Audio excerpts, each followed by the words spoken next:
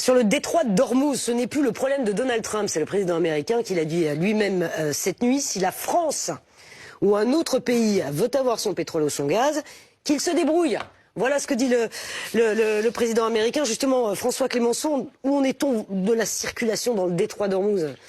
Très peu de bateaux, et contrairement à ce que effectivement on pourrait laisser croire, la réouverture pour bientôt, les Iraniens qui laissent passer des bateaux, en fait pas de bateaux parce que beaucoup trop dangereux. Tous ces bateaux, tous ces points rouges que vous voyez là, ce sont des bateaux qui sont pour la plupart à l'arrêt et qui ne prennent pas le risque de passer. D'abord, parce que les assurances coûtent trop cher, et deux, parce que c'est dangereux. Regardez le nombre de bateaux qui ont été visés, touchés et parfois même coulés par les Iraniens. C'est quand même suffisamment considérable pour que personne ne tente cette aventure-là. Maintenant, regardez la journée du 30 mars, donc c'était avant-hier, le nombre de bateaux qui sont passés dans un sens ou dans l'autre, vous en avez moins d'une dizaine. Donc c'est rien par rapport au volume que vous aviez avant la guerre. Moi j'ai compté pour les 4 derniers jours, Iran 1 bateau, Chine 2, Inde 3, Pakistan 1, plus 21 au total de pays tiers, pavillons de complaisance, pays africains, pays latino-américains, avec des affréteurs qui laissent passer de la marchandise.